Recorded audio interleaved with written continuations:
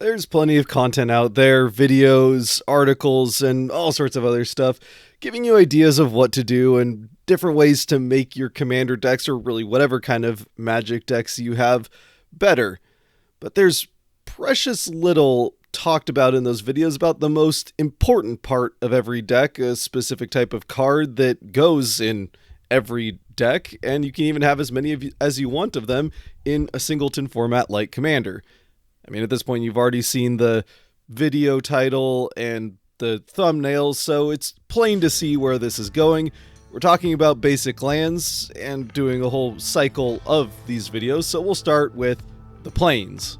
Now, obviously, every deck is going to be different, and some planes might be better suited to other decks, but as far as my personal top 10, and obviously this is completely objective and it's impossible to argue with anything on this list, but as far as the top 10 planes are concerned, here we're just going with general, maybe not all-purpose, these might not fit in every deck, but just the top 10 regardless of what deck plane cards there are out there. And this is a mixture of every basic planes there are, including some snow ones, but whether it's full art or even a couple that are your more typical half art with the plane symbol down in what's usually the text box. Sorry, real quick, editor me stepping in here to admit to the fact that I have been a bit of an idiot. I had one job, that is count to 10 for a top 10 list, and somehow only did 9. So one of my honorable mentions, which I did have in the 11th spot, is actually in the 10th spot, and that is Mark Poole's Archway land from Dominaria. Not Dominaria United, but the Dominaria from back in 2017, 2018. Can't remember exactly, but we'll talk about a little bit more in the honorable mentions, because there's another one of these Archway style lands from a different artist that was also a close contender here for the same spot, but I'm going to give the nod to the original quote unquote here with Mark Poole's Archway land. Just a very simple, nice, kind of Stonehenge-y feel to it, but a big plane with nice sky and a cool ancient looking archway. So yeah, one of the newest planes from Tarkir Dragonstorm. That's the one. It's not even that long, and I've already forgot a set that I really enjoy, but it's Ron Spencer's Dragon Eye planes. It obviously looks really good in foil. We're not going to talk about the difference between foil and not here, though generally speaking I tend to prefer foil in pretty much every case, but it does help some more than others. Regardless, the Dragon Eye lands are all great. Obviously the mountain one, for most dragons are red, makes sense that would be the most popular, but I actually like the plains, the white one, the most. And not because it's the easiest to find a home for. Obviously Dragon or any dragon deck that has white in it would be a good candidate. But really the reason that I like this one more even than most of the others is just that the plane symbol looks a lot more like what could be considered a pupil rather than, I mean, a skull does look kind of cool, so I understand why people would like the swamp, a skull pupil. It goes pretty hard, I suppose, but in the island, you can maybe make an argument that looks pupil-like, but a tree pupil, or really even the fireball of the mountain, it just hard to get to that really looking like the pupil of an eye. Either way, the planes, I think it really fits well, and the rest of the eye looks pretty good. So moving on, we'll get to number 9, try and get through these without babbling too much about any of them.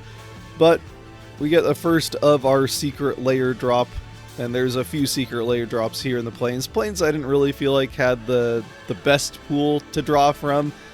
Not really a huge top end, and on average, I mean, obviously there's some good ones throughout Magic's history, but not as strong of a pool as some of the others. Still, I am a sucker for snowlands, as we will find out throughout this cycle of videos, this series of basic lands, and that starts here with the secret layer drop from ELK or Elk 64. I don't know exactly what secret layer this was, if it was anything other than just full art snowlands, but it's the full art snowland with I think it's an owl flying, and it looks kind of like a snowy night after a nice heavy snowfall.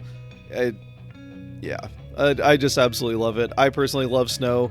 I wish I lived somewhere that it snowed more often, but this is just, it's a very peaceful artwork that I would happily put up on a wall if it was, didn't have the border around it. Moving on to another secret layer drop. Again, I'm not sure exactly what the theme of this secret layer was, but it's just kind of a nice, peaceful farm setting. Very, I don't know whether this would be like Wilds of Eldraine or something like that, but a fun kind of fantasy, peaceful, out in the country farm. You got what looks like maybe a lettuce field there, barn in the background. I don't know why he's reaching for the skies or what's going on there, but I don't know. It's art that's, again, kind of peaceful, and I like it. This one from Alexander Kintner. So another one I like there. And as we get through these, maybe in the future ones we'll try and get a little bit more of a hands-on, not just a computer image of these cards. I'll try and, some of them I do actually have in person, so maybe I'll get some of those so you can see a little bit more other than just, the image you can find online. Still, you get the gist that the art's pretty good, and that continues to be true. Another full art land, though we're not going to have all full arts the entire way, but Sam Burley's Theros, I think this is Theros Beyond, but the full art lands from there, the space lands, at the time that they came out, these were some of my favorite lands, if not my favorite land cycle, aside from some of the unsets, but one of my absolute favorite land cycles, certainly my favorite standard set, which it was one of the first standard sets I think that had, or as they kind of started getting into doing standard sets, having a series of full art lands.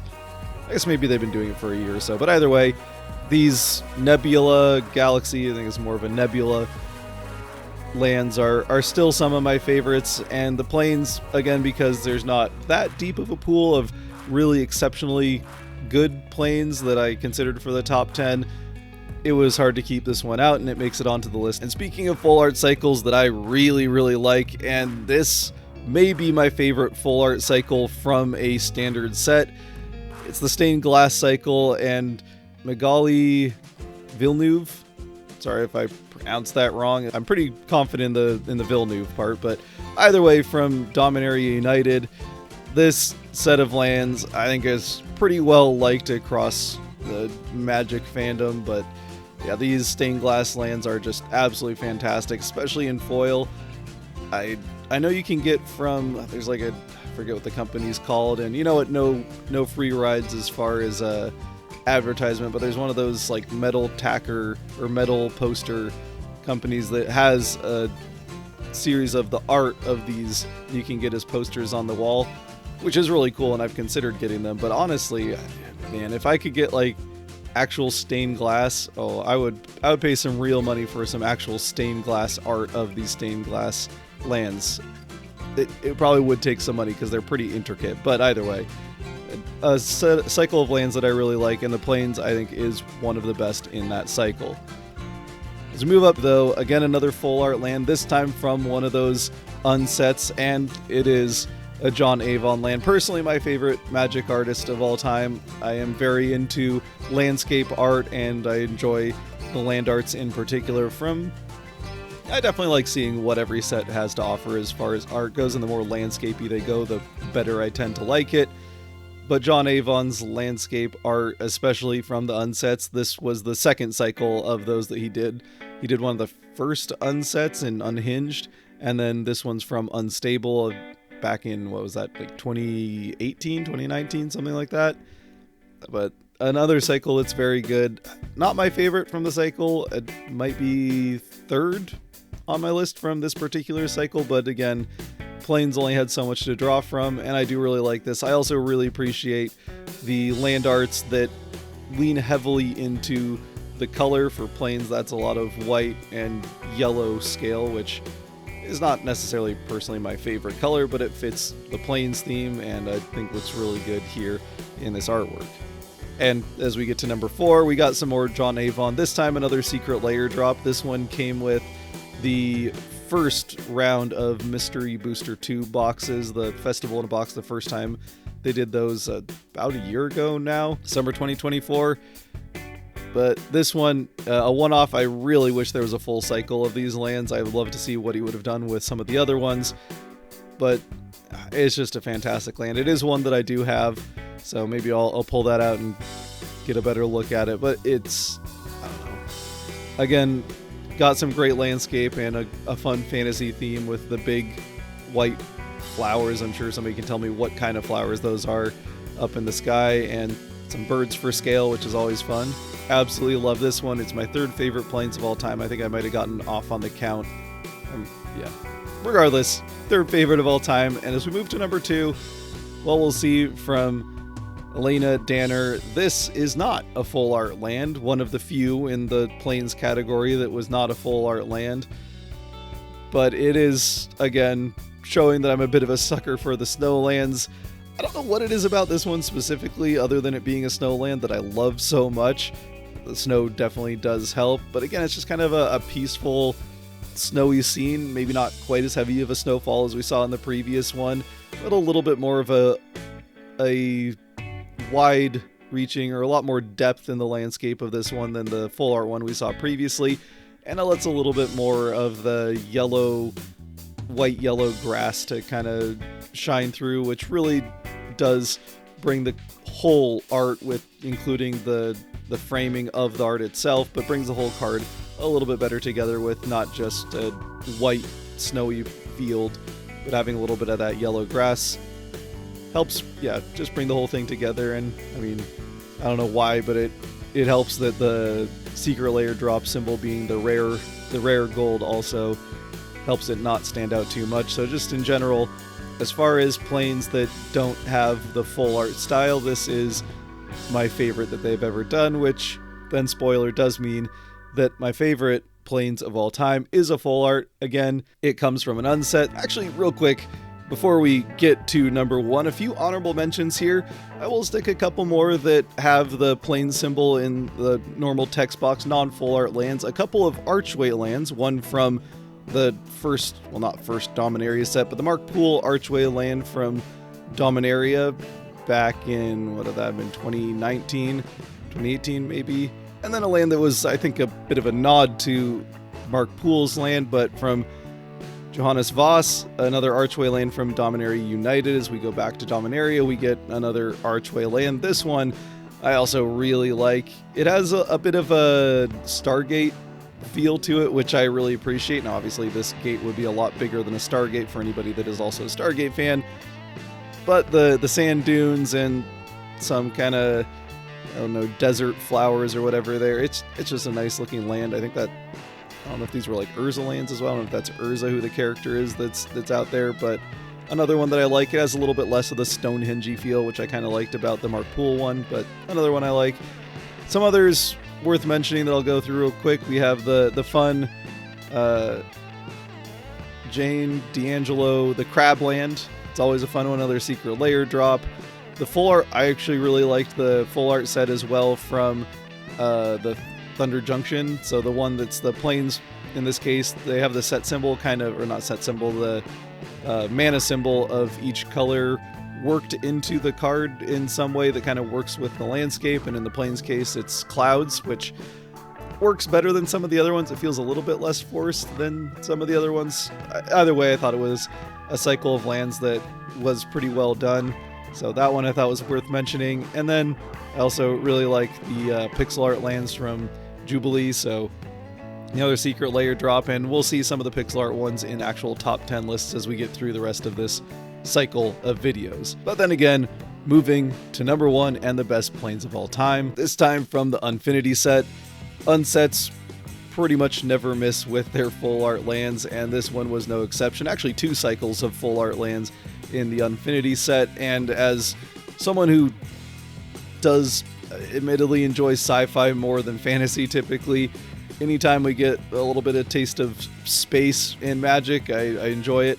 I'm glad they haven't gone full out into sci-fi. I understand it is more of a fantasy focused game, but now that we're getting into some of the whole Universes Beyond and Universes Beyond coming into Standard, I mean, we are getting a space set next that's Universes Within, so I'm excited for that one. But yeah, now that they're starting to venture a little bit outside of just fantasy, I'm glad to see that they can dip their toe every now and then in some sci-fi. Either way, this cycle in particular, the ones that were more I don't necessarily want to say realistic, though this might be the most realistic of them, but the more realistic in space looking at a planet cycle, I think I generally liked a little bit better than the more sci-fi fantasy on planet landscapes, alien landscapes, though those in general I liked as well. They kind of grew on me at first. I wasn't as big of a fan, and the whole like atom symbol, the thing at the bottom of the card threw me off a bit, but those have all grown on me. Still, I tend to prefer these more realistic, at least, planet lands, and the planes is by far my favorite of them, and also by far my favorite planes art from Adam Piquet. I'm going to go with Adam Piquet. Could be wrong on that, but either way, a fantastic cycle from Adam here, and yeah, my favorite planes of all time. Obviously, if you're trying to really get your basic lands to fit the theme of whatever deck you are going with, this is one that might not fit into just any deck. It would pretty much only fit into, I think, like the Theros decks, or I suppose if you have an Unfinity deck and you're rule zeroing it, or, you know, with the set coming out here in the next couple of months after Final Fantasy runs its course for a little bit. I mean, it's going to be around for a while, but you understand what I mean. The next Universes Within set coming out here, I think August 1st, if I'm not mistaken. But that one might offer a little bit more sci-fi theme that you could put to a deck and get this one in it. And then obviously we have the Theros land that we already looked at before. Number 6 on the list. I think I said it was 7, but again, I got kind of 1 off. I know, counting to 10's pretty hard, so we'll work on that. But that's why we're starting with rating some basic lands. And yeah, there you go. Top 10 favorite planes of all time. And again, completely objective. I'd say I'd love to know your thoughts down in the comment section below about what your favorite planes are if you disagree with the list. But since it's an objective list and these are factually the 10 best planes ever printed, I don't think you can argue with it, right? That's how objectivity works. I'm just kidding. Let me know what you think, what your favorite planes of all time are.